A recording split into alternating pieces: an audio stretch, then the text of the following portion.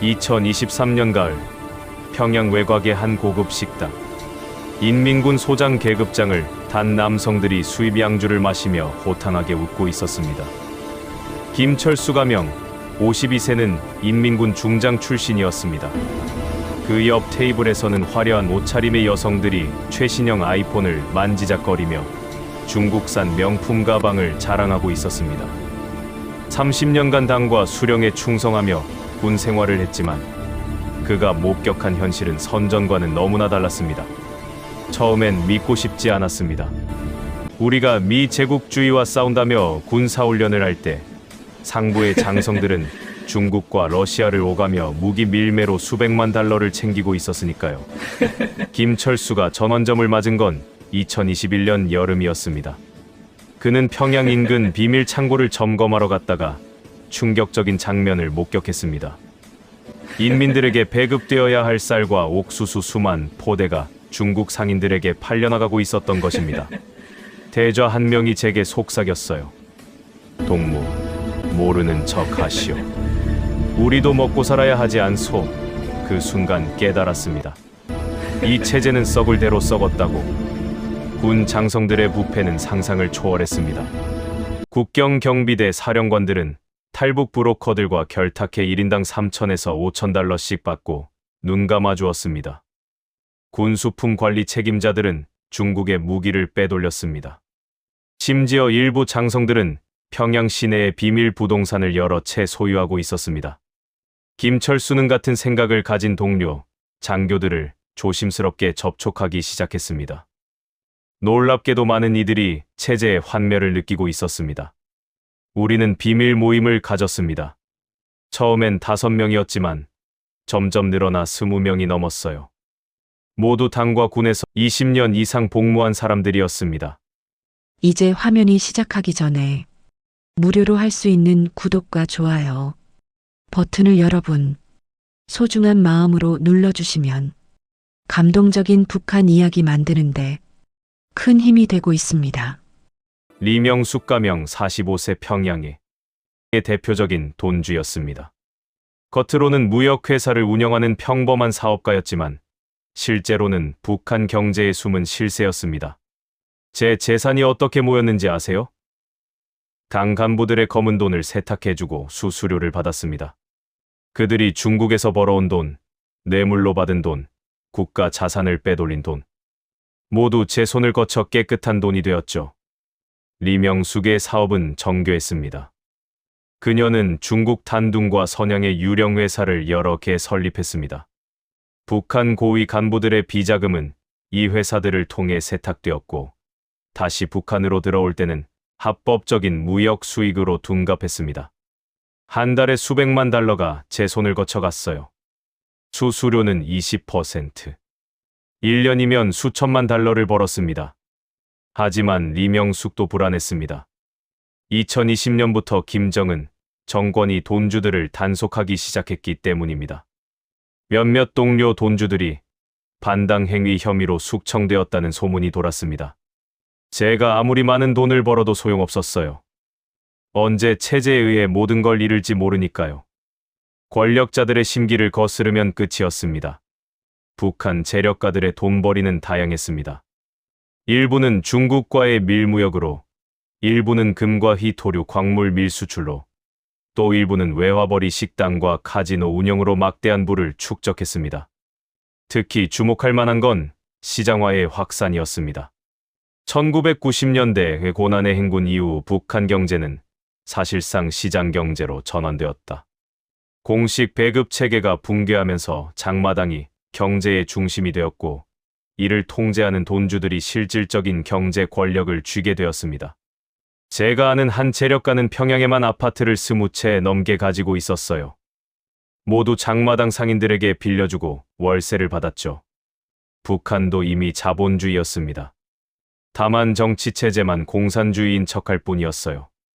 정민호 가명 38세는 2010년대 초반 중국 베이징 대학에서 경제학을 공부했습니다. 북한의 엘리트 자제들을 위한 특별 유학 프로그램이었습니다. 처음 중국에 갔을 때 충격이었어요. 북한에서는 중국은 우리의 형제 국가라고 배웠는데 실제로 가보니 발전 수준이 천지 차이였습니다. 정민호는 베이징에서 인터넷을 통해 처음으로 외부 세계를 경험했다. 유튜브, 페이스북, 위키피디아. 북한에서는 상상도 할 수 없었던 정보의 바다였습니다. 한국 드라마를 처음 봤을 때 눈물이 났어요. 이게 우리 민족이 사는 모습이구나 싶었죠. 같은 언어를 쓰는 사람들이 왜 이렇게 다른 삶을 살아야 하나 고민했습니다. 유학을 마치고 평양으로 돌아온 정민호는 대외무역성 산하 무역회사에 배치되었다. 하지만 그의 머릿속은 이미 변해 있었습니다. 동료들과 조심스럽게 이야기를 나눴어요. 놀랍게도 중국이나 러시아에서 유학한 친구들 대부분이 저와 비슷한 생각을 하고 있었습니다. 북한의 3040세대 유학파들은 독특한 위치에 있었습니다. 그들은 체제의 혜택을 받은 특권층이었지만 동시에 외부 세계를 경험하며 체제의 모순을 가장 명확하게 인식한 세대였습니다. 김수진 가명, 35세은 러시아 모스크바 국립대학에서 컴퓨터공학을 전공했습니다. 귀국 후 평양과학기술대학에서 연구원으로 일했습니다. 저희 세대는 정말 복잡했어요. 부모님은 당의 고위 간부였고 우리는 좋은 교육을 받았죠. 하지만 바로 그렇기 때문에 더 많이 고민했습니다. 이 체제가 과연 미래가 있을까? 유학파들은 은밀하게 네트워크를 형성했다. 겉으로는 충실한 당원이었지만 속으로는 변화를 꿈꿨습니다. 우리는 코드가 있었어요. 선진 기술을 배워 조국의 발전에 이바지하자는 구호를 외치면서도 그 속뜻은 언젠가 이 체제를 바꾸자였습니다. 박진혁 가명, 42세은 독일에서 기계공학을 공부했다. 귀국 후 군수공장 기술자로 일하다가 민간 기업으로 옮겼습니다. 베를린에서 본 게 뭔지 아세요? 통일된 독일이었어요. 동독과 서독이 하나가 되어 발전하는 모습을 봤습니다. 우리도 할 수 있지 않을까 생각했죠. 유학파 3040세대들의 현재 직업은 다양했습니다. 무역회사 직원, 대학 교수, 과학자, 기술자, 의사, 예술가. 그들은 북한 사회의 각 분야에서 중추적 역할을 하고 있었습니다. 하지만 그들의 좌절감도 컸습니다. 아무리 능력이 뛰어나도, 아무리 열심히 일해도 출세의 핵심은 당에 대한 충성도였다. 성분과 줄서기가 모든 것을 결정했습니다. 제 동기 중 한 명은 MIT에서 박사 학위를 받았어요. 천재였죠. 하지만 평양에 돌아와서는 당 간부의 눈치만 봐야 했습니다. 그의 연구는 무시되었고 결국 우울증에 걸렸어요. 최영희 가명, 43세는 함경북도 청진시 수남장마당의 베테랑 상인이었습니다. 20년간 장사를 하며 중국과 북한을 오가는 밀무역의 달인이 되었다. 처음 장사를 시작한 건 1990년대 후반이었어요. 고난의 행군 시기였죠. 남편은 탄광에서 일했지만 배급이 끊겼고 아이들은 굶주렸습니다. 살기 위해 장사를 시작했어요. 최영희의 주요 품목은 핸드폰이었다. 중국 단둥에서 밀수한 스마트폰을 북한에서 팔았다. 하지만 단순히 핸드폰만 파는 게 아니었습니다. 핸드폰 케이스, 충전기, 이어폰, 보조 배터리, 관련 상품을 모두 취급했어요. 그리고 가장 중요한 건 환전이었습니다. 북한에서 환전은 불법 습리였다. 하지만 장마당에서는 공공연하게 이루어졌다. 북한 원화, 중국 위안화, 미국 달러가 실시간으로 거래되었습니다. 제가 환전상이기도 했어요. 하루에 수천 달러를 환전해줬습니다. 중국에서 물건을 사오려면 위안화가 필요하고 북한에서 팔려면 북한 돈이 필요했으니까요. 최영희의 하루는 새벽 4시에 시작되었다. 장마당에 나가 자리를 잡고 하루 종일 물건을 팔았다. 저녁이 되면 그날 번 돈을 정리하고 중국 연락책에게 주문을 넣었습니다. 한 달에 한 번은 중국에 직접 갔어요. 단둥까지 가서 물건을 사오는 거죠. 국경을 넘는 건 목숨을 거는 일이었어요. 두만강을 건너는 밀수는 조직적으로 이루어졌다.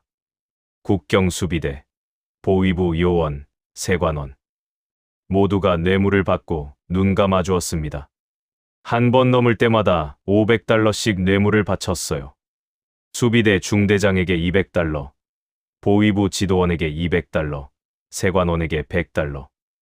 이게 관행이었습니다. 장마당 상인들끼리는 긴밀한 네트워크가 있었다.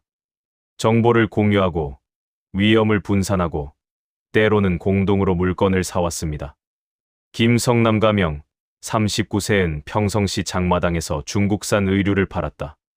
그는 환전과 함께 송금 업무도 했습니다. 탈북자들이 한국에서 북한의 가족들에게 돈을 보낼 때 저를 통했어요. 한국 돈을 중국 계좌로 받으면 저는 북한에서 그 가족에게 현금으로 전달했죠. 이런 비공식 송금 네트워크는 북한 전역에 퍼져 있었습니다. 수십만 명의 탈북자들이 고향 가족들을 돕고 있었고, 이 돈이 북한 경제의 중요한 부분을 차지했습니다. 한 달에 수십만 달러가 이렇게 들어왔을 거예요. 공식 통계에는 없지만 실제로는 엄청난 돈이 움직였습니다. 하지만 2020년부터 상황이 악화되었다. 코로나19로 국경이 완전히 봉쇄되고 장마당 단속이 강화되었습니다. 장사가 안 됐어요. 중국에서 물건이 안 들어오니 팔 게 없었죠. 설상가상으로 당국의 단속이 심해졌습니다. 비사회주의 행위라며 상인들을 체포했어요. 최영희는 2022년 여름 동료 상인이 보위부에 끌려가는 것을 목격했습니다. 그 친구는 한국 드라마 USB를 팔다가 걸렸어요. 그 자리에서 체포됐고 나중에 정치범 수용소로 보내졌다는 소문을 들었습니다. 그때 깨달았죠. 나도 언젠가 저렇게 되겠구나. 장마당 상인들 사이에서 탈북 이야기가 나오기 시작한 건 이 무렵이었습니다. 2022년 가을, 평양의 한 비밀 장소. 서로 다른 배경을 가진 12명의 사람들이 모였습니다. 군 장성 출신, 돈주, 유학파 전문직 종사자, 장마당 상인. 이들은 모두 김정은 체제의 환멸을 느낀 사람들이었습니다. 처음엔 서로를 믿을 수 없었어요. 김철수가 회상했다. 보위부 요원이 섞여 있을 수도 있다고 생각했으니까요. 하지만 여러 번의 만남을 거치며 신뢰가 쌓였습니다. 그들은 각자 체제에 대한 불만을 털어놓았고 공통된 결론에 도달했습니다. 이 나라는 바뀔 수 없습니다. 우리가 떠나야 한다. 조직의 이름은 없었습니다. 이름을 붙이는 순간 그것은 반국가 단체가 되어 모두가 처형당할 것이기 때문이었다. 그들은 그저 우리라고만 불렀습니다. 리명숙이 자금을 담당했습니다. 그녀는 중국에 있는 비자금을 동원할 수 있었습니다. 김철수는 군 내부 정보와 국경 지역 연락망을 제공했습니다. 정민호와 유학파들은 탈북 경로 연구와 해외 연락을 맡았습니다. 장마당 상인들은 실질적인 이동과 물자 조달을 담당했습니다. 우리는 역할을 분담했어요. 하나의 팀이 되었죠. 정민호가 말했습니다. 계획은 신중하게 세워졌습니다. 한꺼번에 탈북하는 것은 너무 위험했습니다. 보위부의 추적을 피하기 위해 소규모로 나눠서 움직이기로 했습니다. 1차로 4명이 먼저 출발하기로 했어요. 나머지는 그들이 안전하게 도착하는 것을 확인한 후 따라가는 거죠. 1차 탈북조에는 김철수, 최영희, 그리고 젊은 유학파 둘이 포함되었다. 그들의 목표는 5개국을 경유해 한국까지 가는 것이었다. 경로는 이랬어요. 북한, 중국, 라오스, 태국, 캄보디아, 한국. 각 나라마다 브로커와 연락책이 있었습니다. 출발 날짜는 2023년 3월로 정해졌다. 봄이 오기 전 두만강이 아직 얼어 있을 때였습니다. 2023년 3월 15일 밤 11시. 함경북도 온성군 국경 지역. 김철수, 최영희, 박지훈 가명 32세, 이수진 가명 29세 4명은 얼어붙은 두만강 앞에 서 있었습니다. 심장이 터질 것 같았어요. 이수진이 떨리는 목소리로 회상했습니다. 평생 북한에서만 살았는데 이제 모든 걸 버리고 떠나는 거잖아요. 국경 수비대는 이미 매수되어 있었습니다. 김철수의 군 내부 연락망을 통해 당직 중대장에게 2,000달러가 전달되었습니다. 약속된 시간은 자정부터 새벽 2시까지 2시간이었습니다. 그 시간 동안만 수비대가 순찰을 안 돌기로 했어요. 우리는 그 틈을 타서 강을 건너야 했습니다. 하지만 예상치 못한 문제가 발생했다. 3월 중순임에도 불구하고 두만강의 얼음이 생각보다 얇았습니다. 첫 발을 내딛는데 얼음이 둥 소리를 냈어요. 깨질 것 같았죠. 박지훈이 말했습니다. 4명은 서로 10m 간격을 두고 조심스럽게 강을 건넜다. 강폭은 약 50m.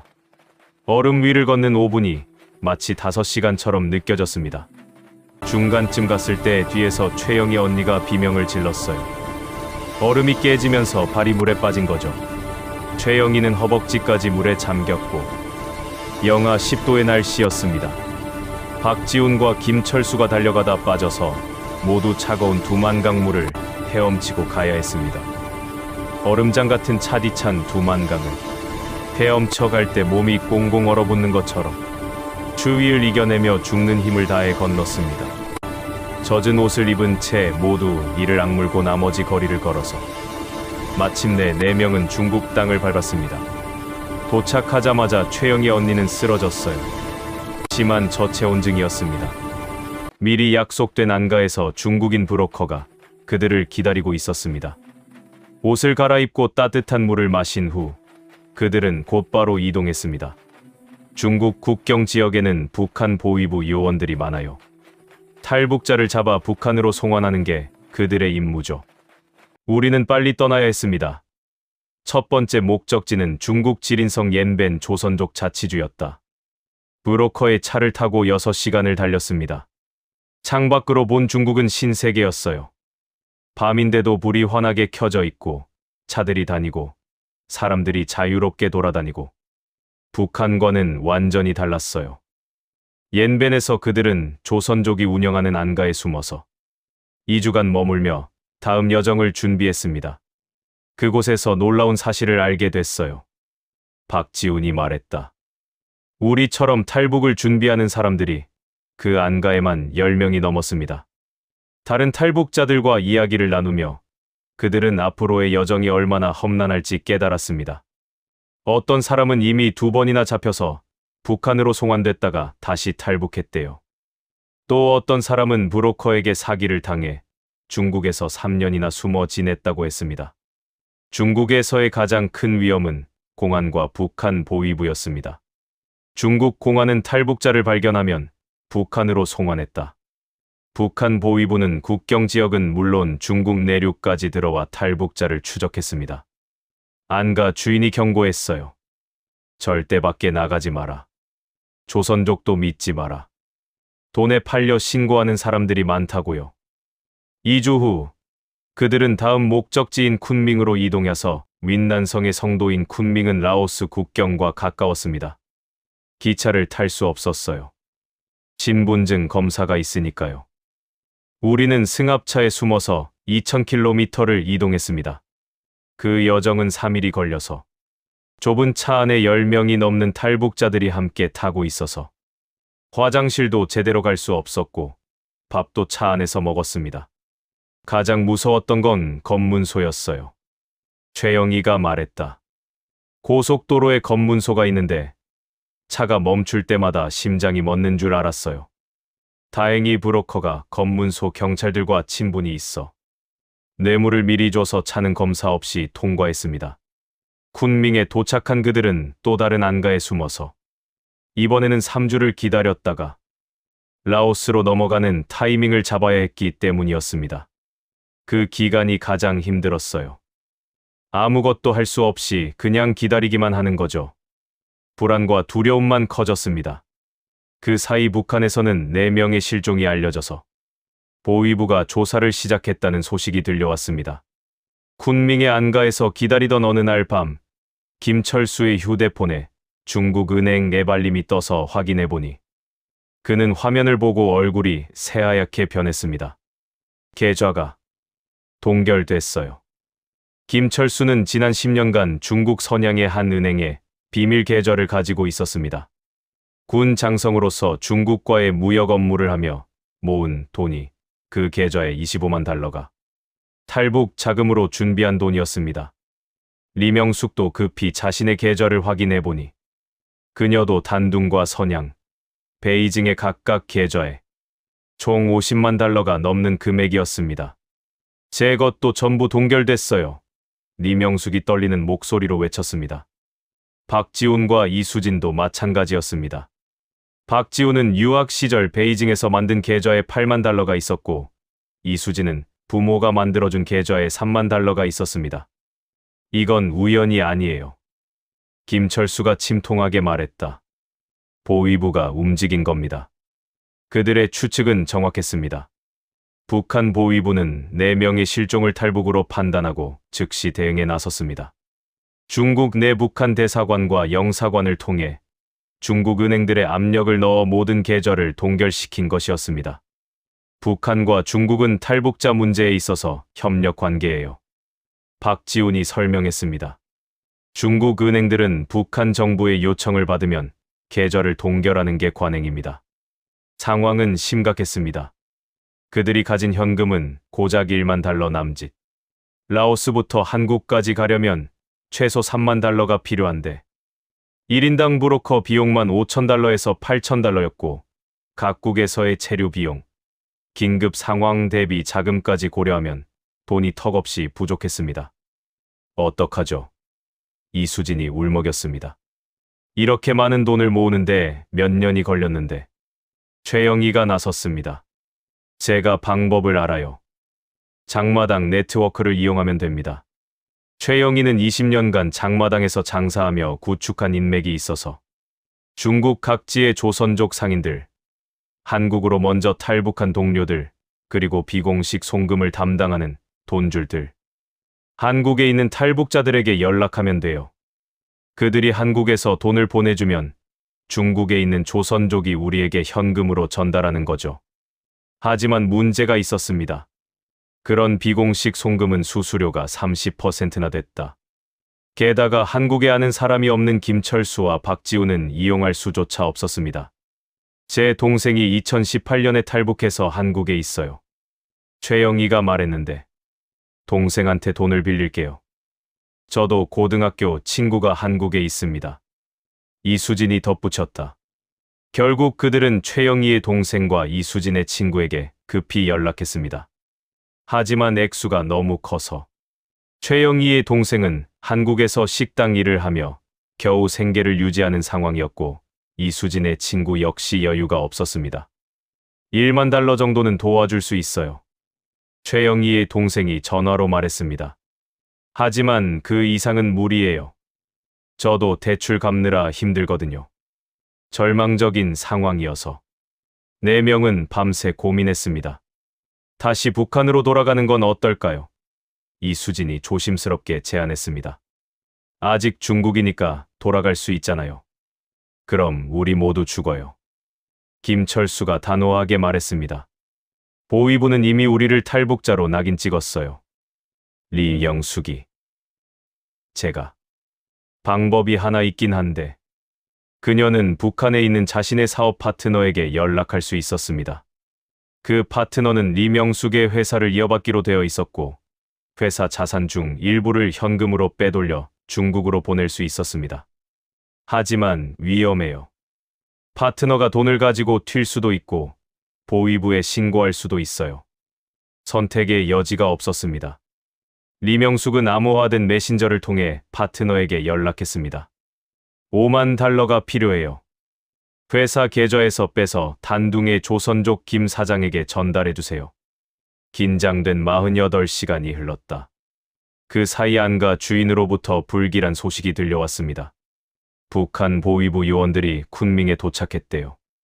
탈북자들을 찾아다니고 있답니다. 박지훈의 얼굴이 창백해졌다. 우리를 찾고 있는 건가요? 확실하진 않아요. 하지만 조심해야 합니다. 마침내 리명숙의 휴대폰에 메시지가 왔다. 파트너였습니다. 돈 준비했습니다. 하지만 보위부가 회사 조사를 시작했어요. 더 이상은 못 도와드립니다. 행운을 빕니다. 단둥의 조선족 김 사장이 5만 달러를 가지고 쿤밍으로 오는데 3일이 걸렸습니다. 그 3일 동안 4명은 매 순간을 공포 속에서 보냈습니다. 밤마다 악몽을 꿨어요. 이수진이 회상했다. 보위부 요원들이 문을 부수고 들어와 우리를 끌고 가는 꿈이었죠. 김 사장이 도착했을 때 그는 충격적인 소식을 가져왔습니다. 북한 정부가 탈북자 명단을 중국 공안에 넘겼답니다. 당신들 4명 모두 포함됐어요. 현상금도 걸었대요. 1인당 5,000달러씩. 현상금 소식은 그들을 더욱 위험하게 만들었다. 돈에 눈먼 브로커나 조선족들이 그들을 신고할 수 있었습니다. 빨리 쿤밍을 떠나야 해요. 안가 주인이 다급하게 말하면서 여기도 이제 안전하지 않아요. 하지만 5만 달러로는 여전히 부족했습니다. 4명은 고육책을 생각해냈다. 중국에서 일을 하며 돈을 버는 것이었습니다. 불법 체류자가 무슨 일을 해요? 이수진이 반문했습니다. 조선족 식당이나 공장에서 일할 수 있어요. 신분증 없이도 받아주는 곳이 있습니다. 최영희가 설명했습니다. 결국 4명은 쿤밍에서 윈난성의 작은 도시로 이동하면서 그곳에서 조선족이 운영하는 식품 공장을 찾았습니다. 하루 12시간 일하고 받는 돈이 50위안 약 8달러였어요. 박지훈이 말했다. 한 달에 1,500위안, 약 230달러를 벌 수 있었죠. 군 중장 출신 김철수는 공장에서 박스를 나르는 일을 했고 평생 명령을 내리던 그가 이제는 가장 낮은 막노동을 하고 있었습니다. 자존심이 상했냐고요? 김철수가 쓸쓸하게 웃으면서 오히려 해방감이 들었어요. 북한에서는 계급과 직위 때문에 항상 긴장해야 했는데 여기서는 그냥 한 명의 노동자일 뿐이었으니까요. 리명숙과 이수진은 조선족 식당에서 일했습니다. 설거지, 청소, 서빙. 한때 수백만 달러를 관리하던 돈주가 이제는 시간당 6위안을 받으며 접시를 닦고 있었습니다. 처음엔 굴욕적이었어요.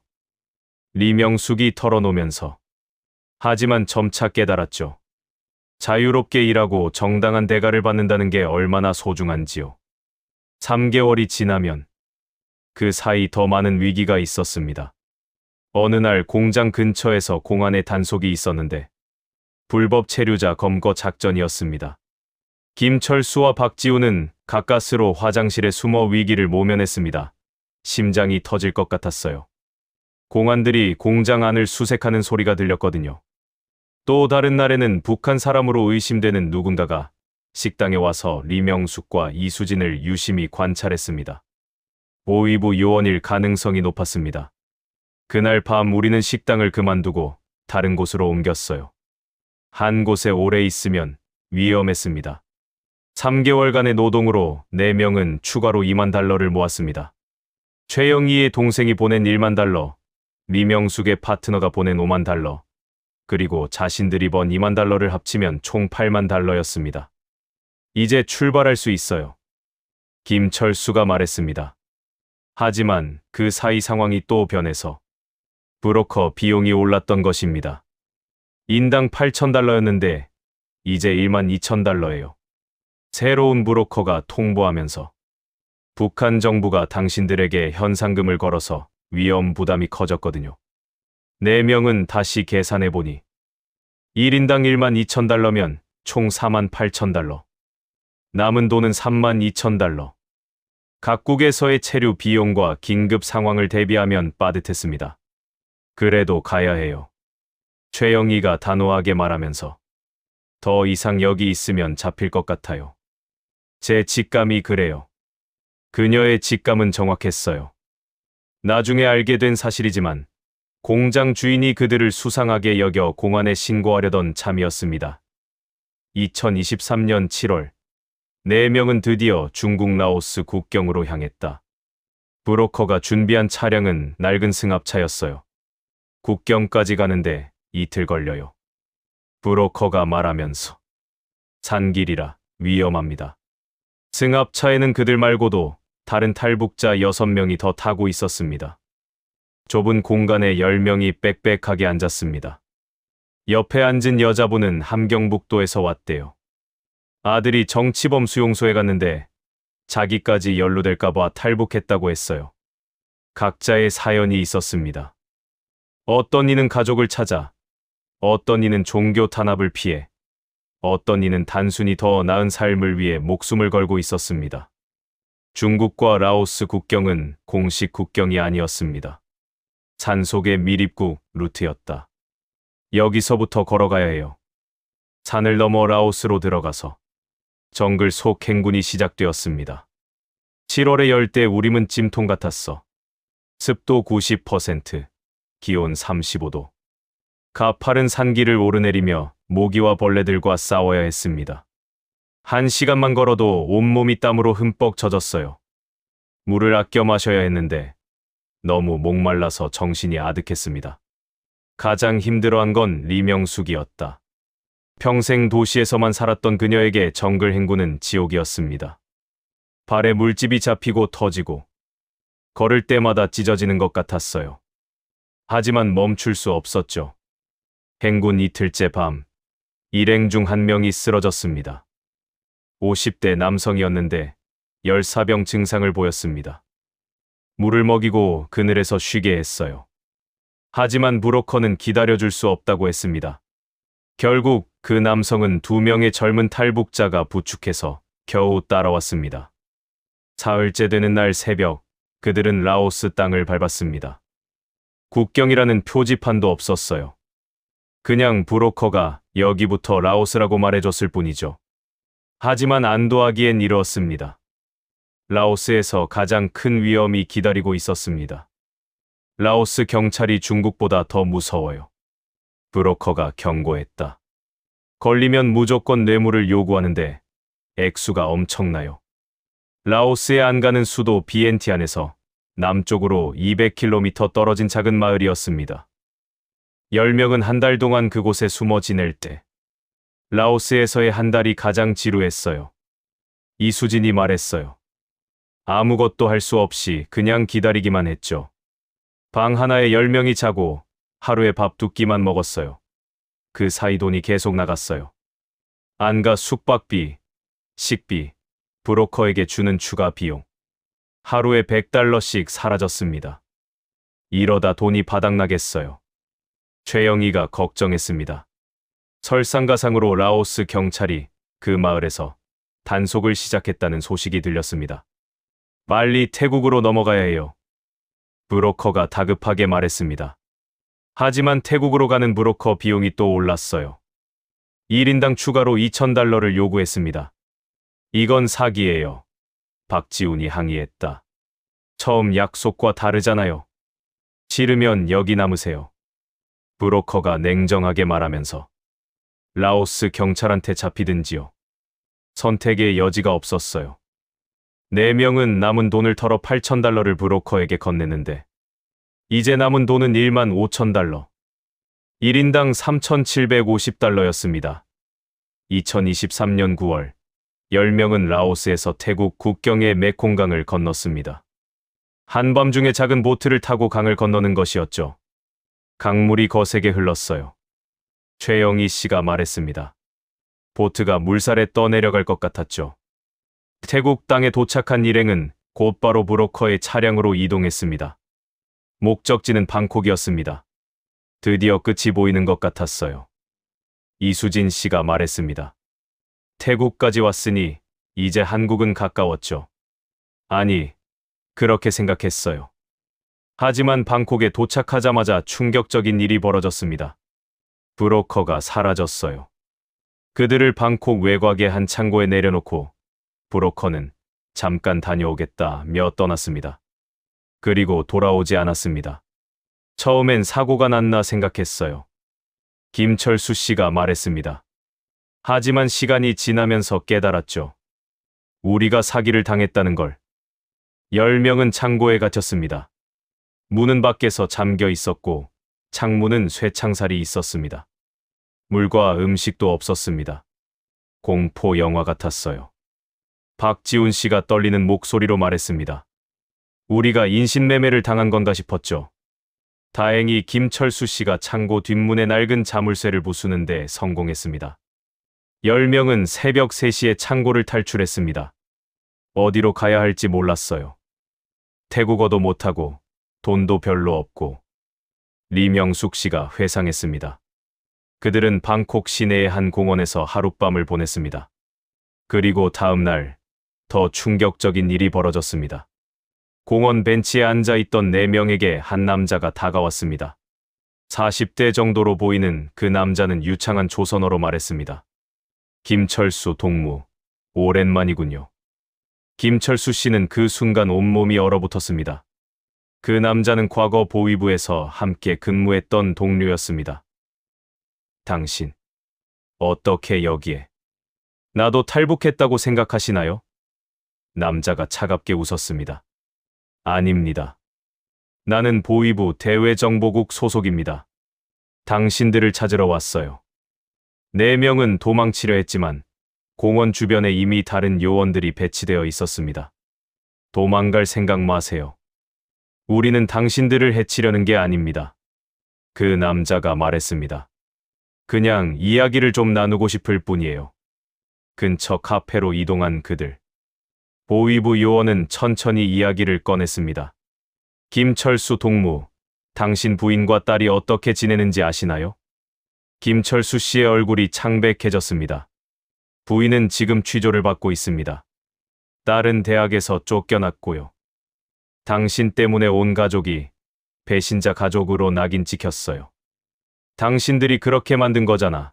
김철수 씨가 소리쳤습니다. 아니요. 요원이 고개를 저었습니다. 당신이 그렇게 만든 겁니다. 하지만 아직 늦지 않았어요. 지금 돌아오면 관대한 처분을 받을 수 있습니다. 리명숙 씨도 마찬가지였습니다. 리명숙 동무, 당신 아들이 군대에 있죠? 지금 영창에 갇혀 있습니다. 어머니가 탈북자라는 이유로요. 그 아이가 무슨 죄가 있습니까? 리명숙 씨는 눈물을 흘렸습니다. 아들은 그녀의 가장 큰 약점이었습니다. 최영희 씨에게도 같은 방식의 협박이 이어졌습니다. 당신 남편과 아들이 정치범 수용소로 보내질 수도 있어요. 그들을 구하고 싶지 않으세요? 이수진 씨는 부모님 이야기를 들었습니다. 부모님이 매일 울고 계십니다. 딸만 돌아오면 모든 걸 용서하겠다고 하시더군요. 요원은 각자에게 핸드폰 번호를 적은 쪽지를 건넸습니다. 생각할 시간을 드리겠습니다. 마음이 바뀌면 언제든 연락하세요. 우리는 당신들을 계속 지켜볼 겁니다. 그렇게 말하고 요원은 사라졌습니다. 카페를 나온 4명은 한동안 말이 없었습니다. 각자의 머릿속은 복잡했습니다. 어떡하죠? 이수진 씨가 먼저 입을 열었습니다. 부모님을 생각하면 정말 돌아가고 싶어요. 돌아가면 우리 모두 죽습니다. 김철수 씨가 단호하게 말했습니다. 그들의 말을 믿으면 안 돼요. 관대한 처분이라는 건 거짓말입니다. 돌아가는 순간 정치범 수용소행이에요. 리명숙 씨는 계속 눈물을 흘렸습니다. 하지만 제 아들은 아무 죄가 없잖아요. 누나, 정신 차리세요. 박지훈 씨가 말했습니다. 이건 그들의 전략입니다. 우리의 죄책감을 이용해서 돌아오게 만드는 거예요. 최영희 씨가 리명숙 씨를 껴안았습니다. 언니, 저도 가족이 걱정돼요. 하지만 우리가 돌아가면 그들도 구할 수 없어요. 오히려 우리가 한국에 가서 잘 살아야 나중에 가족들을 구할 방법이 생기는 거예요. 그날 밤, 4명은 길게 이야기를 나눴습니다. 각자의 가족 이야기, 죄책감, 그리고 미래에 대한 희망. 결국 그들은 계속 가기로 결심했습니다. 하지만 그 결정은 평생 그들을 괴롭힐 죄책감의 시작이기도 했습니다. 생존을 위한 노동, 태국에서의 4개월. 브로커에게 사기를 당하고 남은 돈은 1만 5천 달러 뿐이었습니다. 캄보디아와 베트남을 거쳐 한국까지 가려면 최소 2만 달러는 더 필요했습니다. 일을 해야 해요. 최영희 씨가 말했습니다. 여기서 돈을 벌어야 합니다. 방콕에는 불법 체류자들을 고용하는 곳이 많았습니다. 특히 북한 여성들은 조선족으로 속여 일자리를 구할 수 있었습니다. 최영희 씨와 이수진 씨는 차이나타운의 한 조선족 식당에서 일자리를 구했습니다. 하루 14시간 일하고 받는 돈이 500바트 약 17달러였어요. 이수진 씨가 말했습니다. 주방에서 설거지하고, 홀에서 서빙하고, 화장실 청소까지. 정말 힘들었어요. 식당 주인은 까다로웠습니다. 조금이라도 실수하면 욕설을 퍼부었고, 때로는 일당을 깎기도 했습니다. 어느 날은 접시를 하나 깼다고 그날 일당을 안 줬어요. 최영희 씨가 회상했습니다. 항의하면 경찰에 신고하겠다고 협박했죠. 한 달 후, 리명숙 씨는 의류 공장에 취직했습니다. 방콕 외곽의 큰 공장이었는데 주로 유럽 브랜드 옷을 만드는 곳이었습니다. 아침 7시부터 밤 9시까지 일했어요. 리명숙 씨가 말했습니다. 재봉틀 앞에 앉아서 하루 종일 같은 동작을 반복했죠. 손가락에 물집이 생기고 허리가 끊어질 것 같았어요. 한때 북한 최고의 돈주였던 그녀가 이제는 시간당 60바트 약 2달러를 받는 공장 노동자가 되었습니다. 자존심이 상했냐고요?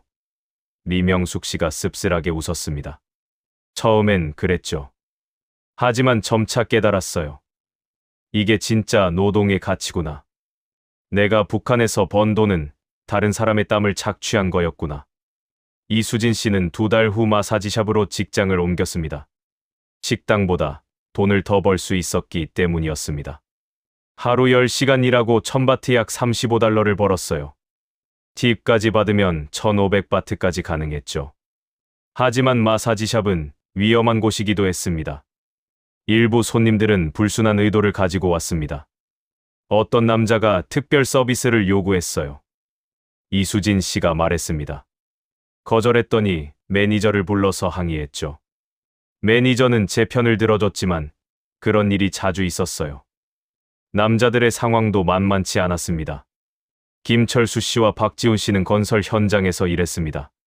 40도가 넘는 더위 속에서 하루 12시간 벽돌을 나르고 시멘트를 나르는 일이었습니다. 군대에서 훈련받을 때보다 더 힘들었어요.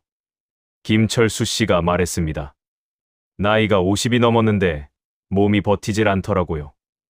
어느 날 김철수 씨는 현장에서 쓰러졌습니다. 열사병이었습니다. 정신을 차렸을 때 병원이 아니라 현장 숙소였어요. 동료 노동자들이 물을 먹이고 젖은 수건으로 몸을 닦아줬죠. 병원에 가고 싶었지만 갈 수 없었습니다. 신분증이 없었고 치료비도 없었습니다. 그냥 참았어요. 이틀 동안 누워서 쉬고 다시 일터로 나갔죠. 돈을 벌어야 했으니까요. 박지훈 씨는 나중에 한 물류 창고로 옮겼습니다. 하루 종일 무거운 짐을 들고 나르는 일이었습니다. 허리가 너무 아팠어요. 어느 날은 일어날 수조차 없었죠. 박지훈 씨가 회상했습니다. 하지만 쉬면 그날 일당이 없었어요. 진통제를 먹고 일터로 나갔습니다. 보위부에 계속되는 추적. 이번에는 식당에 왔습니다. 최영희 동무, 오늘도 고생이 많으시네요. 요원이 빈정거렸습니다. 최영희 씨는 접시를 들고 있다가 떨어뜨릴 뻔했습니다. 당신, 어떻게? 우리는 당신들이 어디서 일하는지 다 알고 있어요. 요원이 말했습니다. 언제든 태국 경찰에 신고할 수 있죠. 그럼 당신들은 북한으로 송환될 겁니다. 요원은 핸드폰을 꺼내 영상을 보여줬습니다. 최영희 씨의 남편이 취조실에서 울고 있는 모습이었습니다. 남편분이 매일 이렇게 울고 계세요. 아내가 돌아오기만 한다면 뭐든 하겠다고 하더군요. 불쌍하지 않으세요? 최영희 씨는 눈물을 참았습니다. 이제 그만 좀 하세요. 우리는 안 돌아갈 거예요. 시간이 없어요. 요원이 경고했습니다. 석 달 안에 돌아오지 않으면 당신 가족은 정치범 수용소로 갑니다. 생각해 보세요. 리명숙 씨의 공장에도 요원이 나타났습니다. 점심시간에 공장 문 앞에서 기다리고 있었습니다. 리명숙 동무, 아들 사진 보고 싶으세요? 요원이 핸드폰을 내밀었습니다. 사진 속 아들은 수척해져 있었습니다. 영창에서 한 달째 있어요. 식사도 제대로 못하고 매일 중노동을 하고 있죠. 어머니가 돌아오면 모든 게 해결됩니다. 리명숙 씨는 그 자리에서 주저앉아 울었습니다. 제발. 아들은 놔주세요. 그럼 돌아오세요. 그게 유일한 방법입니다. 이수진 씨의 마사지샵에도 요원이 찾아왔습니다. 손님인 척 예약까지 하고 왔습니다. 마사지를 받으며 요원은 계속 이야기했습니다. 부모님이 병원에 입원하셨어요. 딸 걱정에 심장이 안 좋아지셨답니다. 이수진 동무, 효녀였잖아요.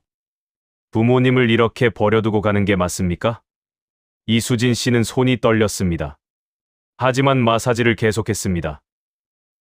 저 돌아갈 수 없어요. 왜요?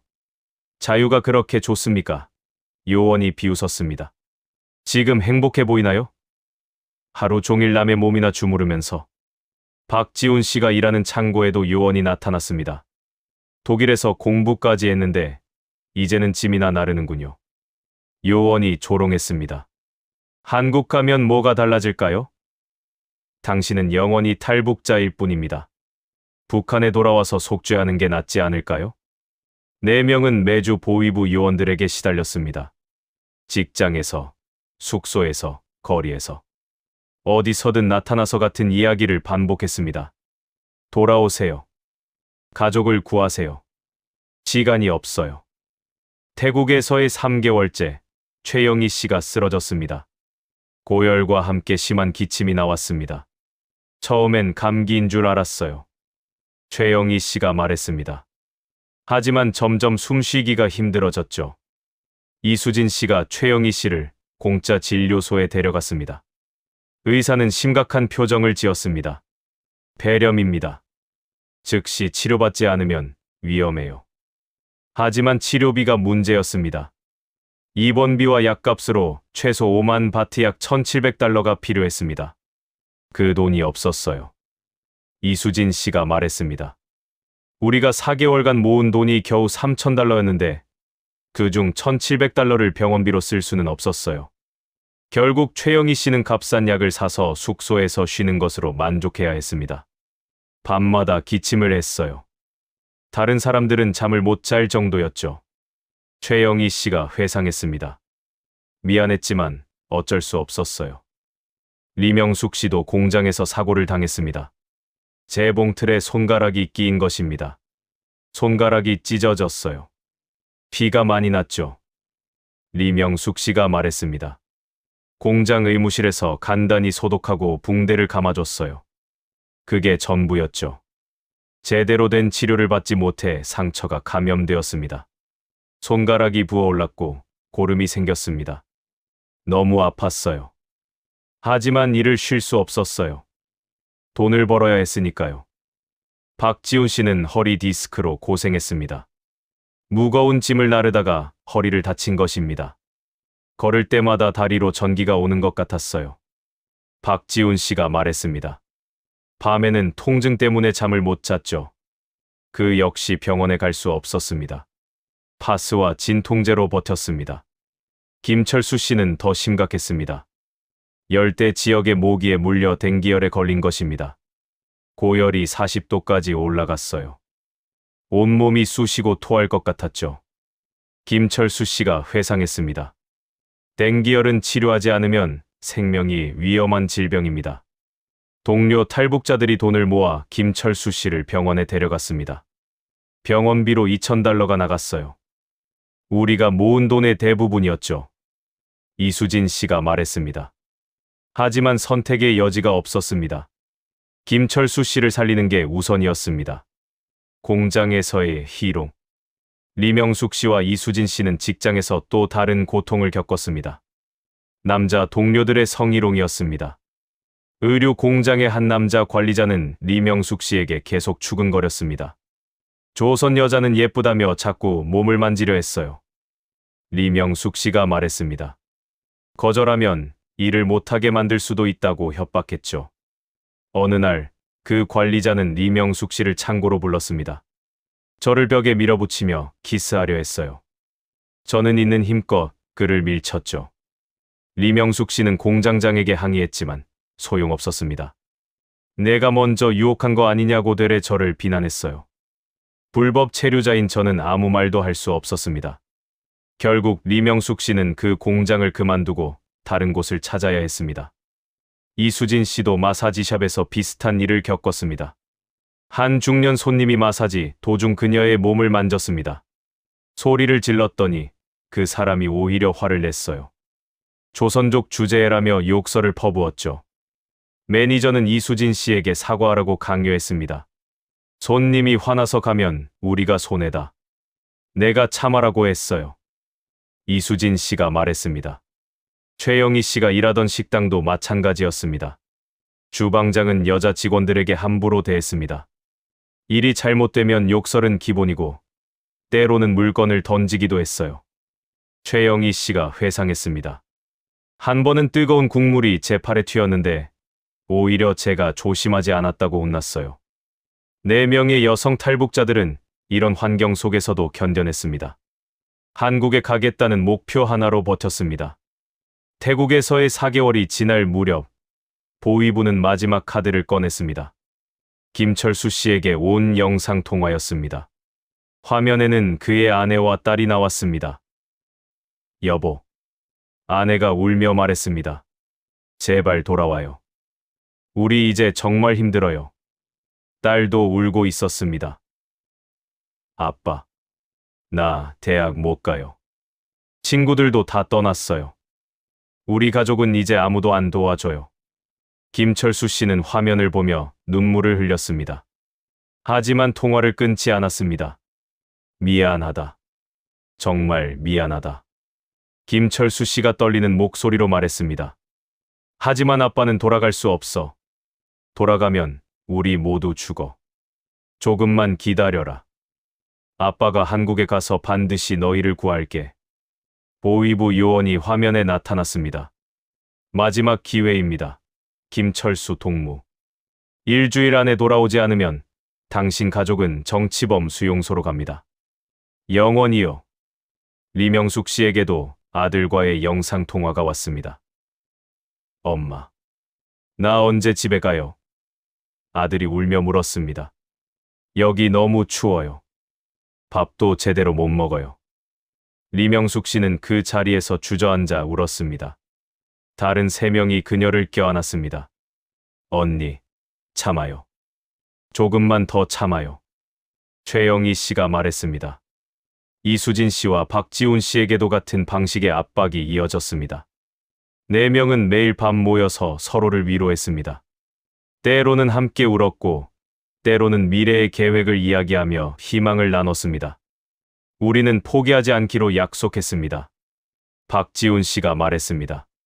가족을 버리는 게 아니라 가족을 구하기 위해 가는 거라고 스스로를 다독였습니다. 김철수 씨의 병원비로 많은 돈이 나갔기 때문이었습니다. 새로운 브로커를 찾아 캄보디아로 가는 비용을 협상했지만 1인당 1,500달러를 요구했습니다.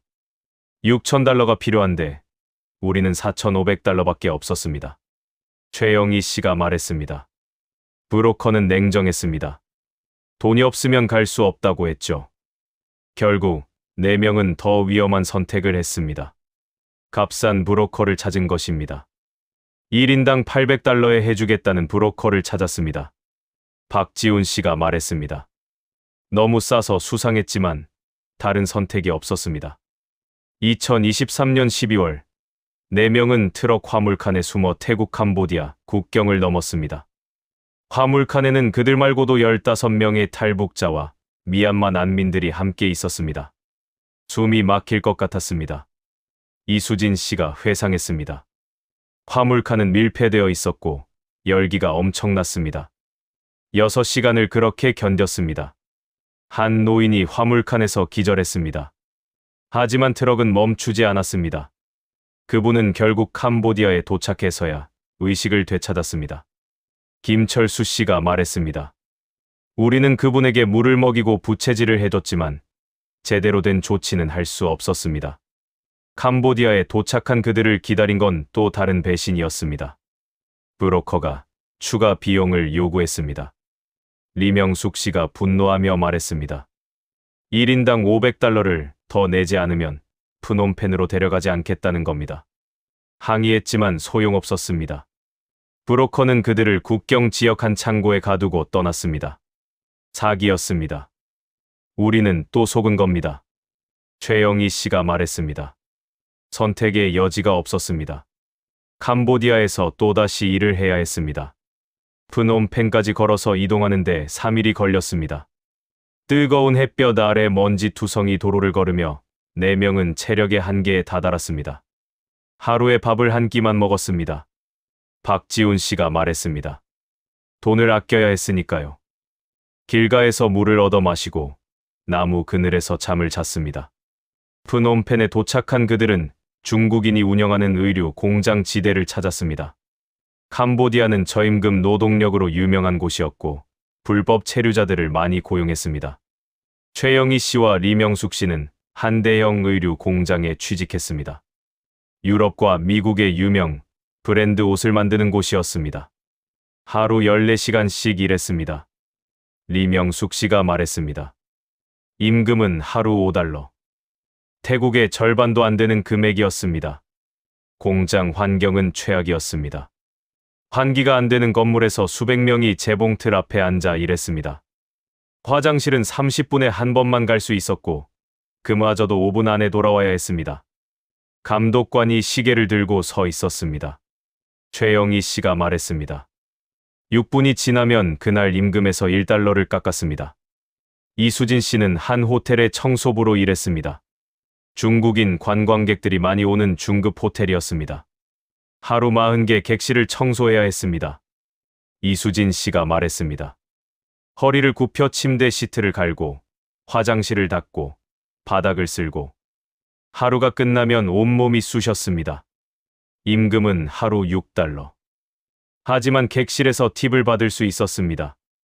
운이 좋으면 하루 10달러까지 벌 수 있었습니다. 어떤 손님들은 친절했습니다. 이수진 씨가 회상했습니다. 12달러 팁을 남겨주곤 했죠. 하지만 어떤 손님들은 객실을 엉망으로 만들어 놓고 물건이 없어졌다며 저를 의심하기도 했습니다. 한 달 후, 이수진 씨는 마사지샵으로 직장을 옮겼습니다. 프놈펜의 관광지구에 있는 마사지샵이었습니다. 태국보다 임금이 낮았지만 팁이 많았습니다. 이수진 씨가 말했습니다. 하루 기본급 8달러의 팁으로 510달러를 더 받을 수 있었습니다. 하지만 이곳에서도 위험은 있었습니다. 일부 손님들은 성매매를 요구했습니다. 얼마면 되냐고 노골적으로 물어보는 사람들이 있었습니다. 이수진 씨가 말했습니다. 거절하면 매니저에게 항의해서 저를 곤란하게 만들었습니다. 어느 날, 한 손님이 마사지 도중 이수진 씨를 붙잡고 키스하려 했습니다. 이수진 씨는 비명을 질렀고 경비원이 달려왔습니다. 하지만 매니저는 오히려 저를 혼냈습니다. 이수진 씨가 말했습니다. 손님을 불쾌하게 만들었다는 이유였습니다. 그날 일당도 받지 못했습니다. 남자들의 상황은 더 가혹했습니다. 김철수 씨는 건설 현장에서 일했습니다. 프놈펜의 고층 아파트 건설 현장이었습니다. 안전장비도 제대로 없었습니다. 김철수 씨가 말했습니다. 10층 높이에서 일하는데 안전벨트도 없고 안전모도 낡은 것이었습니다. 하루는 같은 현장에서 일하던 노동자가 추락해 사망했습니다. 그 사람은 북한이 아니라 캄보디아 사람이었습니다. 김철수 씨가 말했습니다. 회사는 유족에게 보상금 500달러를 주고 끝냈습니다. 사람의 목숨이 500달러였습니다. 박지훈 씨는 한 중국인 소유의 벽돌 공장에서 일했습니다. 40도가 넘는 가마 앞에서 하루 12시간씩 일했습니다. 박지훈 씨가 말했습니다. 뜨거운 벽돌을 맨손으로 나르고 쌓는 일이었습니다. 손에 화상이 생기고 물집이 터졌습니다. 임금은 하루 4.5달러. 캄보디아에서도 최저 수준이었습니다. 하지만 선택의 여지가 없었습니다. 박지훈 씨가 말했습니다. 불법 체류자인 우리는 어떤 일이든 받아들여야 했습니다. 캄보디아의 열악한 환경은 4명의 건강을 급격히 악화시켰습니다. 리명숙 씨는 공장에서 일하던 중 기절했습니다. 극심한 빈혈이었습니다. 매일 제대로 먹지 못하고 무리하게 일하다 보니 몸이 버티지 못했습니다. 리명숙 씨가 말했습니다. 공장 동료들이 그녀를 무료 진료소에 데려갔습니다. 의사는 수혈이 필요하다고 했지만 비용이 없었습니다. 의사가 철분제를 처방해줬습니다. 리명숙 씨가 말했습니다. 하지만 그 약도 살 돈이 없었습니다. 한 달치 약값이 15달러였는데 그것조차 부담이었습니다. 결국 공장 동료들이 조금씩 돈을 모아 약을 사줬습니다. 그때 깨달았습니다. 리명숙 씨가 눈물을 글썽이며 말했습니다. 가난한 사람들이 가난한 사람을 돕는다는 것을요. 북한에서는 있는 사람들이 더 많이 가져가는 세상이었는데 최영희 씨는 말라리아에 걸렸습니다. 모기를 통해 감염된 것이었습니다. 처음엔 심한 감기인 줄 알았습니다. 최영희 씨가 말했습니다. 하지만 고열이 며칠째 계속되고 온몸이 떨리기 시작했습니다. 무료 진료소에서 말라리아 진단을 받았습니다. 치료를 받지 않으면 사망할 수 있는 병이었습니다. 약값이 100달러였습니다. 최영희 씨가 말했습니다. 우리가 한 달 동안 모은 돈의 절반이었습니다. 4명은 회의를 했습니다. 최영희 씨를 치료하면 베트남으로 갈 돈이 부족해집니다. 하지만 치료하지 않으면 최영희 씨가 죽을 수도 있었습니다. 고민할 필요도 없었습니다. 김철수 씨가 말했습니다. 우리는 동료입니다. 함께 여기까지 왔는데 이제 와서 한 명을 버릴 수는 없었습니다. 약을 사고 나니 남은 돈은 150달러 뿐이었습니다. 다시 처음부터 시작해야 했습니다. 박지훈 씨는 벽돌 공장에서 다쳤습니다. 뜨거운 벽돌이 발등에 떨어진 것입니다. 발등 뼈가 부러졌습니다. 박지훈 씨가 말했습니다. 하지만 병원에 갈 수 없었습니다. 공장 의무실에서 소독하고 붕대를 감는 게 전부였습니다. 박지훈 씨는 부러진 발로 일주일 동안 일을 쉬었습니다. 당연히 그 일주일 동안 임금은 없었습니다. 나무 막대기로 부목을 대고 천으로 감았습니다. 박지훈 씨가 말했습니다. 그리고 다시 일터로 나갔습니다. 절뚝거리며 일했지만 돈을 벌어야 했으니까요. 이수진 씨는 피부병에 걸렸습니다. 마사지샵의 비위생적인 환경 때문이었습니다. 온몸에 발진이 생기고 가려웠습니다. 이수진 씨가 말했습니다. 긁으면 피가 나고 덧났습니다. 약국에서 연고를 샀지만 효과가 없었습니다. 병원에 가야 했지만 역시 돈이 없었습니다. 한 손님이 의사였습니다. 이수진 씨가 말했습니다. 제 피부를 보고 곰팡이 감염이라고 했습니다. 친절하게도 약 이름을 적어줬고 저는 그 약을 사서 발랐습니다. 2주 후에야 증상이 나아졌습니다. 캄보디아에 온 지 한 달 후 보위부 요원이 또 나타났습니다. 이번에는 리명숙 씨가 일하는 공장 앞이었습니다. 퇴근 시간에 그녀를 기다리고 있었습니다. 리명숙 동무, 캄보디아까지 오셨군요. 요원이 냉소적으로 말했습니다. 당신들, 어떻게? 리명숙 씨는 말을 잇지 못했습니다. 우리는 당신들의 모든 움직임을 알고 있습니다. 요원이 말했습니다. 태국에서 어떤 일을 했는지, 지금 어디서 사는지 다 알고 있어요. 요원은 핸드폰을 꺼내 동영상을 보여줬습니다. 리명숙 씨의 아들이 교화소에서 노동하는 모습이었습니다. 보이십니까? 아들이 탄광에서 일하고 있습니다. 요원이 말했습니다. 하루 16시간씩 석탄을 캐고 있습니다. 18살 아이가요.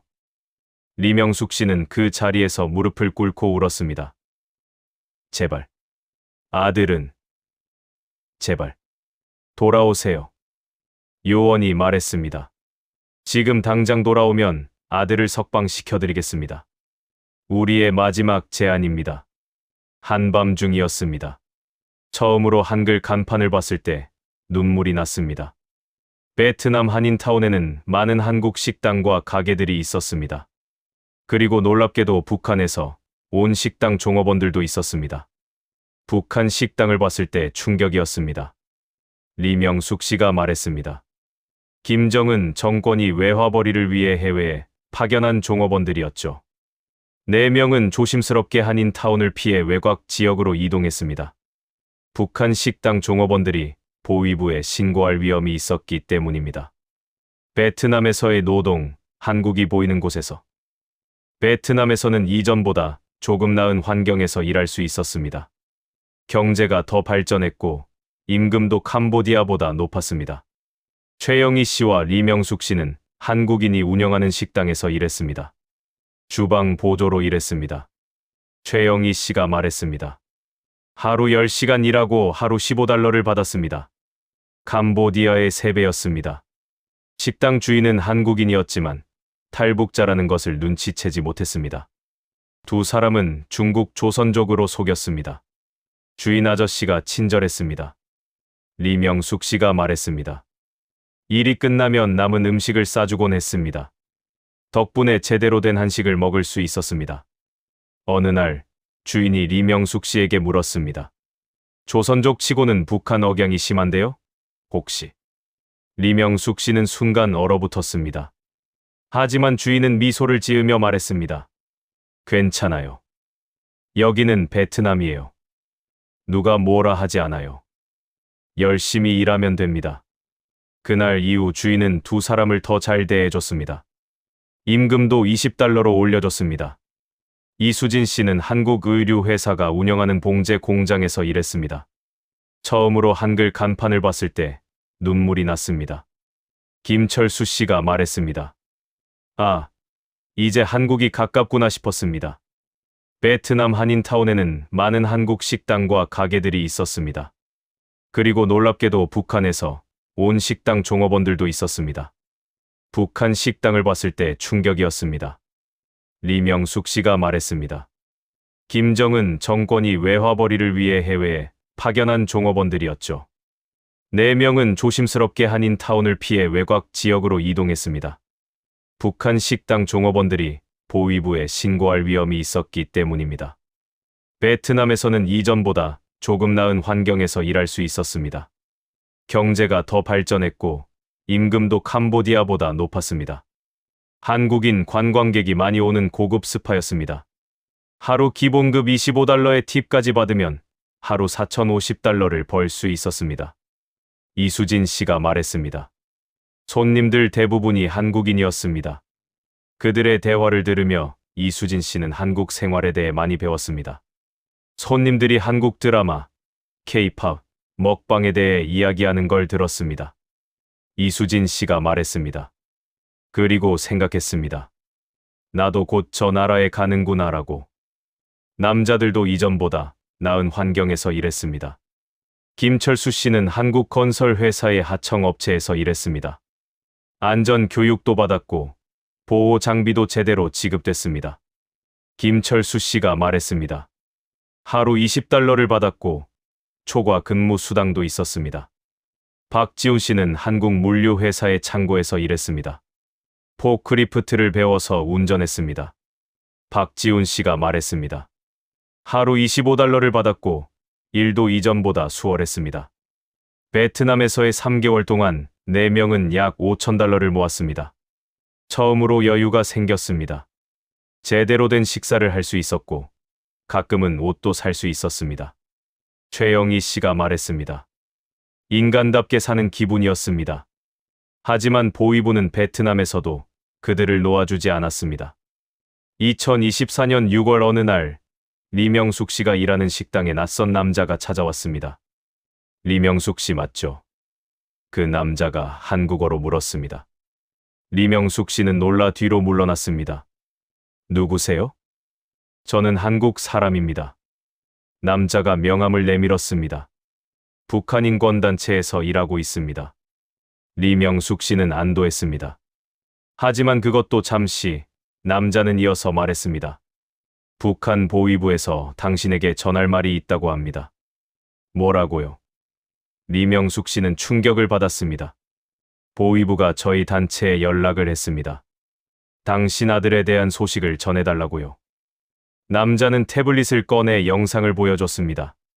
리명숙 씨의 아들이 병원 침대에 누워 있었습니다. 아들분이 탄광에서 사고를 당했습니다. 남자가 말했습니다. 다리가 부러졌고 제대로 된 치료를 받지 못하고 있습니다. 보위부는 당신이 돌아오면 아들을 치료해 주겠다고 합니다. 리명숙 씨는 그 자리에서 쓰러질 뻔했습니다.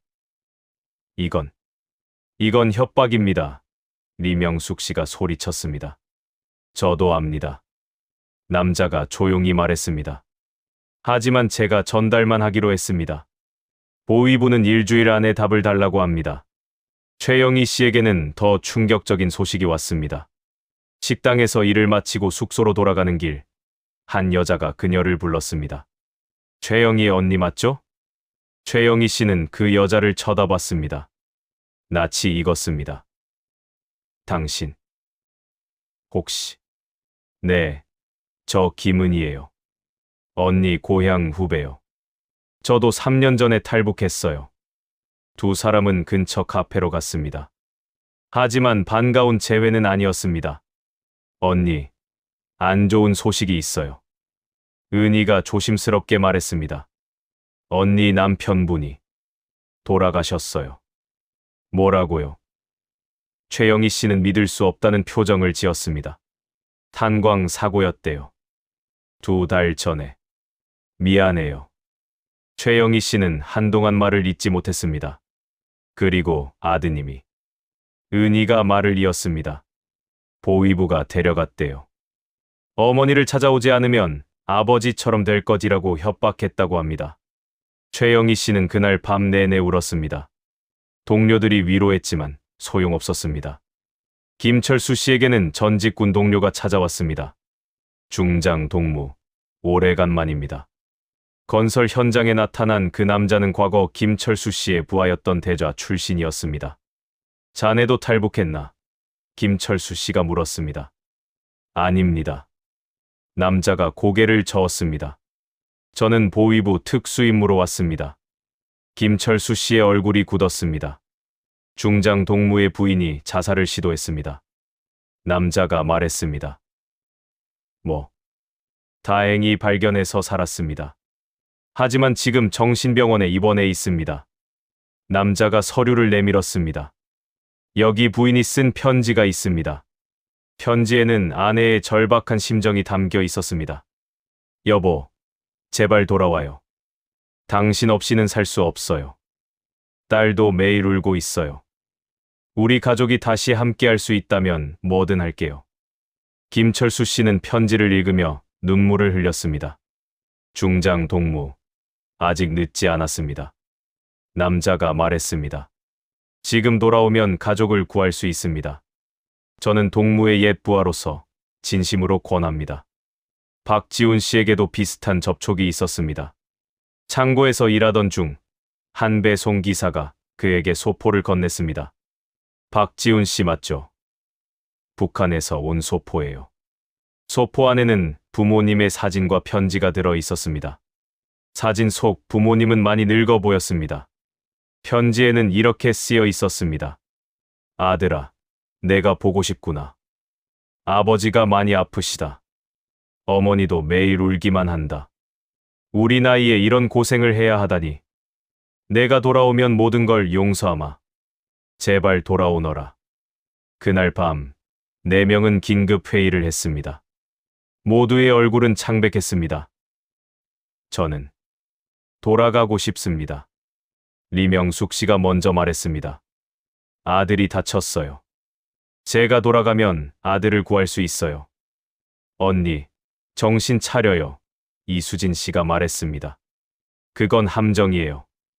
돌아가면 언니도 아들도 끝이에요. 하지만 아들이. 리명숙 씨가 울먹였습니다.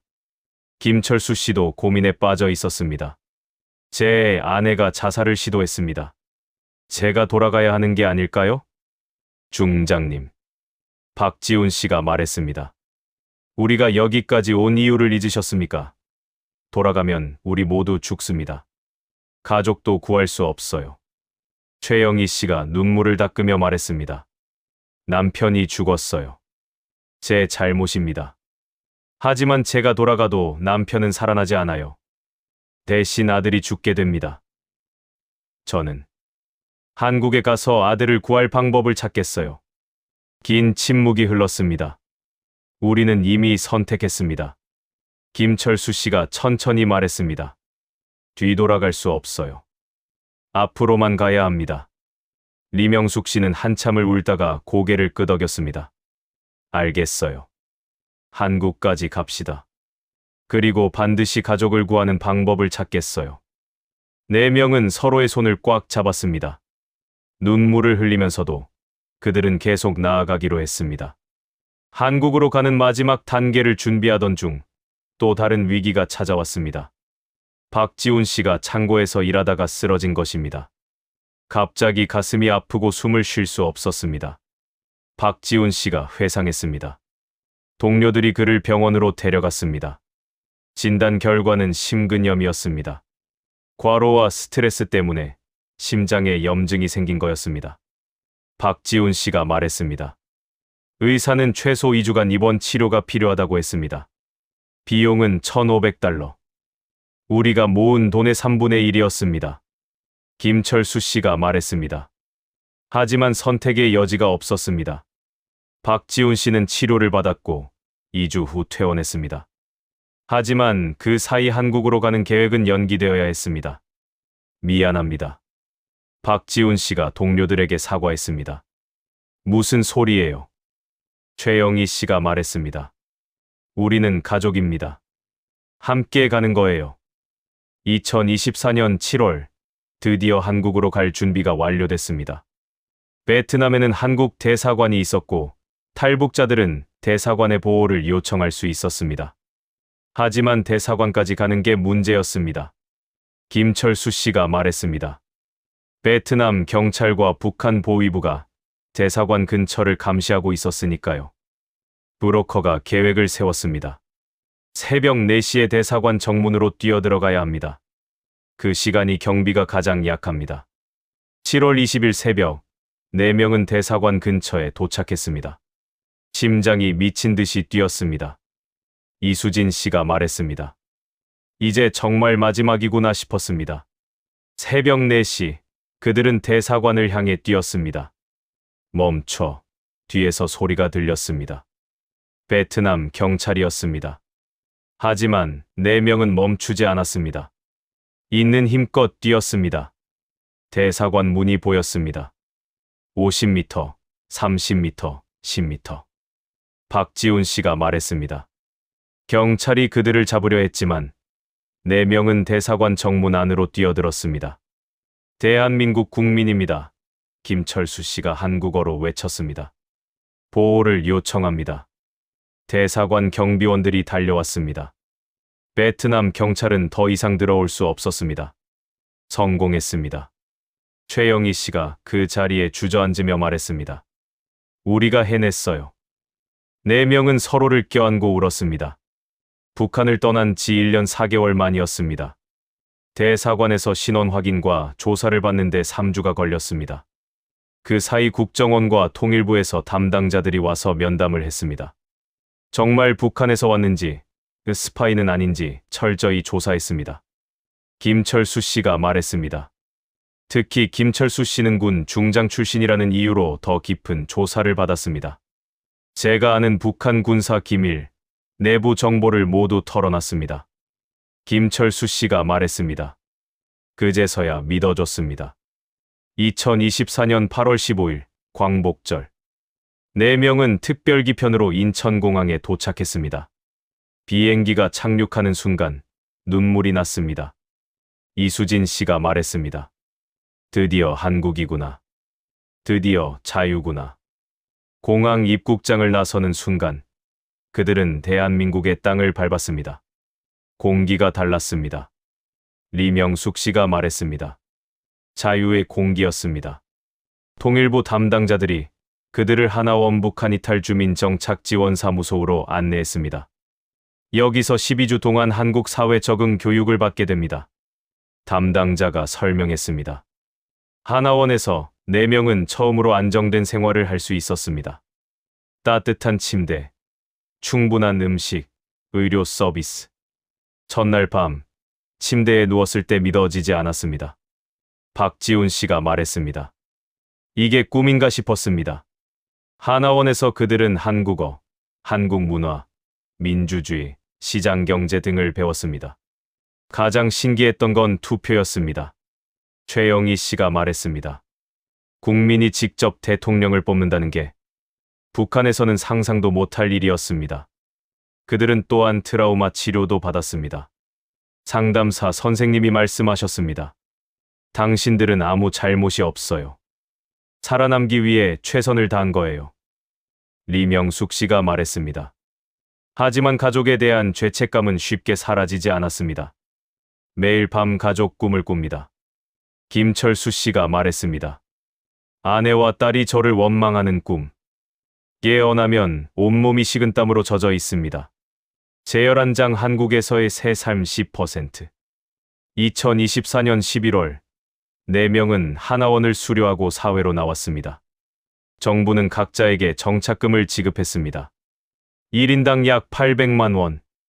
그리고 임대주택 입주 지원도 받았습니다. 김철수 씨는 서울 노원구의 작은 원룸을 얻었습니다. 처음으로 제 집이 생겼습니다. 비록 작은 원룸이지만 자유롭게 살 수 있는 공간이었습니다. 군 경력을 살려보한 회사에 취직했습니다. 아파트 경비원으로 일하며 한 달에 250만 원을 벌었습니다. 인민군 중장에서 아파트 경비원이 됐습니다. 김철수 씨가 쓸쓸하게 웃었습니다. 하지만 후회하지 않습니다. 여기서는 누구도 저를 탄압하지 않으니까요. 그는 틈틈이 북한 인권단체에서 활동하며 가족을 구할 방법을 찾고 있습니다. 언젠가는 아내와 딸을 데려올 겁니다. 김철수 씨가 다짐했습니다. 리명숙 씨는 경기도 안산에 정착했습니다. 돈주로서의 경험을 살려 작은 무역 회사에 취직했습니다. 중국과 한국을 연결하는 일이었습니다. 한 달에 300만 원을 받습니다. 리명숙 씨가 말했습니다. 북한에서 수천만 달러를 다뤘는데 이제는 300만 원으로 사는 게 더 행복합니다. 그녀는 번 돈의 절반을 저축하고 있습니다. 언젠가 아들을 구출하기 위한 자금입니다. 아들아, 엄마가 반드시 너를 구할게. 리명숙 씨는 매일 밤 아들의 사진을 보며 다짐합니다. 최영희 씨는 인천에 정착했습니다. 장마당에서의 경험을 살려 작은 식료품 가게를 열었습니다. 정부 지원금과 대출로 가게를 차렸습니다. 하루 10시간씩 가게를 운영합니다. 최영희 씨가 말했습니다. 힘들지만 제 사업이라는 게 자랑스럽습니다. 그녀는 먼저 탈북한 동생과 함께 살고 있습니다. 두 자매는 서로를 의지하며 살아갑니다. 아들을 데려오기 위해 돈을 모으고 있습니다. 최영희 씨가 말했습니다. 북한의 브로커를 통해 연락을 시도하고 있습니다. 박지훈 씨는 서울 구로구에 정착했습니다. 독일에서 배운 기계공학을 살려 한 중소기업에 취직했습니다. 한 달에 320만 원을 받습니다. 박지훈 씨가 말했습니다. 북한에서는 제 능력을 펼칠 수 없었지만 여기서는 인정받습니다. 그는 야간 대학원에 진학해 석사 학위를 준비하고 있습니다. 한국에서 새로운 인생을 시작할 겁니다. 박지훈 씨가 말했습니다. 이수진 씨의 새 삶. 이수진 씨는 서울 영등포구에 정착했습니다. 간호조무사 자격증을 따서 한 병원에 취직했습니다. 한 달에 260만 원을 받습니다. 이수진 씨가 말했습니다. 환자들을 돌보는 일이 보람 있습니다. 그녀는 매달 부모님께 중국 브로커를 통해 돈을 보내고 있습니다. 부모님이 조금이라도 편하게 사셨으면 좋겠습니다. 2025년 1월, 4명은 인천공항 근처 식당에서 만났습니다. 한국에 온 지 5개월이 됐네요. 김철수 씨가 말했습니다. 이제 조금 익숙해진 것 같아요. 이수진 씨가 대답했습니다. 하지만 그들의 여정은 끝나지 않았습니다. 북한에 남겨둔 가족들, 아직도 탈북을 꿈꾸는 사람들, 그리고 자유를 향한 긴 여정. 우리는 살아남았습니다. 리명숙 씨가 말했습니다. 이제 우리의 이야기를 세상에 알려야 합니다. 그리고 가족을 구해야 합니다. 최영희 씨가 덧붙였습니다. 4명은 서로의 손을 잡았습니다. 그들은 5개국, 1년 4개월의 긴 여정을 함께 견뎌낸 동지였습니다. 우리는 포기하지 않을 겁니다. 박지훈 씨가 말했습니다. 인천공항 창밖으로 비행기가 이륙하는 모습이 보였습니다. 자유를 향해 날아오르는 비행기처럼 그들의 새로운 인생도 이제 막 시작되었습니다. 지금까지 청취해 주셔서 감사드립니다. 나가실 때 구독과 좋아요 버튼 여러분 소중한 마음으로 눌러주시면 저에게 큰 힘이 되고 있습니다. 늘 건강하시고 행복하세요. 다음에 좋은 글로 찾아뵙겠습니다. 감사합니다.